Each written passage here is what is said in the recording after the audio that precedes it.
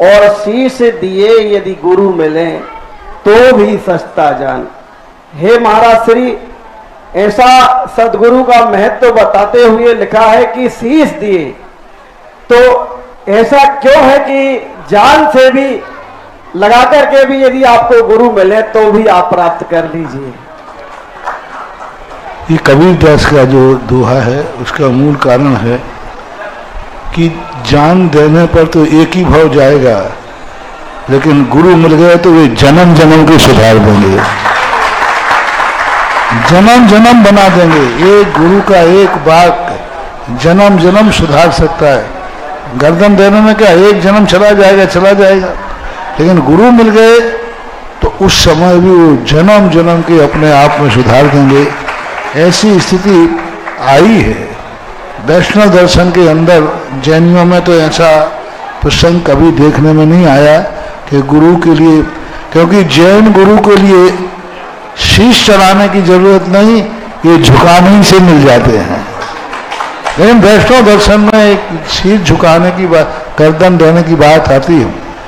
एक पांडवों में भीम का प्रपुत्र था, घटोत्कच का बेटा बर्बरीक, और बर्बरीक का एक नियम था कि कमजोर पक्ष से वो लड़ता था।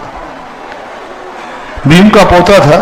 जैसे ही वो युद्ध में सामने आया तो उस समय सब लोग खुश हो गए, लेकिन श्री कृष्ण चिंता में पड़ गए कि जैसे ही दुर्योधन कमजोर पड़ेगा बर्बरीक उस पक्ष में चला जाएगा, और जिस पक्ष में बर्बरीक खड़ा है उस पक्ष को कोई जीत नहीं सकता। आपको उपाय क्या है? पांडवों का भीम का प्रपुत्र है, पोता है।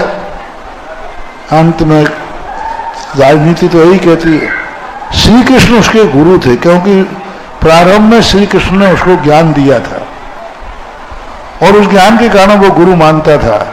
तो उन्होंने कहा कि गुरु दीजिए, गुरु दक्षिणा चाहिए बर्बरीक। तो वो कहते मांग लीजिए, बोले तुम्हारा शीश दे दीजिए।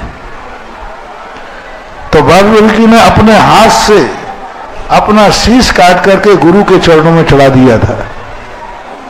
उस समय बर्बरीक ने एक ही मांग की थी, अंतिम इच्छा, कि गुरुदेव मेरी एक ही इच्छा है कि युद्ध लड़ने तो मुझे अब नहीं मिलेगा, लेकिन मुझे जब तक मेरे प्राण सुरक्षित रखे जाएं, मैं इस महाभारत के युद्ध को अपनी आंखों से देखूं। तो बताते हैं कुरुक्षेत्र में बर्बरीक को एक उच्च स्थान पर बैठाल करके वो क्षेत्र देखा, और बाद में जाकर के उसी सिर को ले जाकर के खाटू श्याम जी के अंदर विराजमान किया। आज वो वैष्णव का एक अच्छा क्षेत्र माना जाता। तो वैष्णव दर्शन में गुरु को लिए शीश देने की परंपरा का ये बर्बरीक का जो उदाहरण है वो बहुत बड़ा मार्मिक उदाहरण है।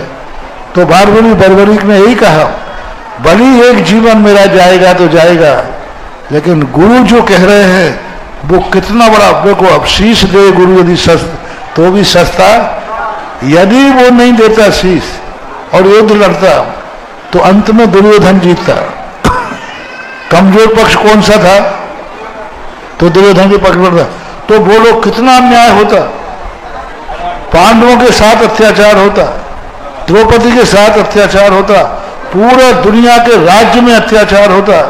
तो बर्बरीक कहता है कि शीश देने में इतना घाटा नहीं है जितना गुरु की बात मानने में फायदा है। इसलिए बर्बरीक का उदाहरण आपके और इसी बात को लेकर के शायद कबीरदास ने ये दोहा लिखा, शीश दे यदि गुरु मिले तो भी सस्ता जाए।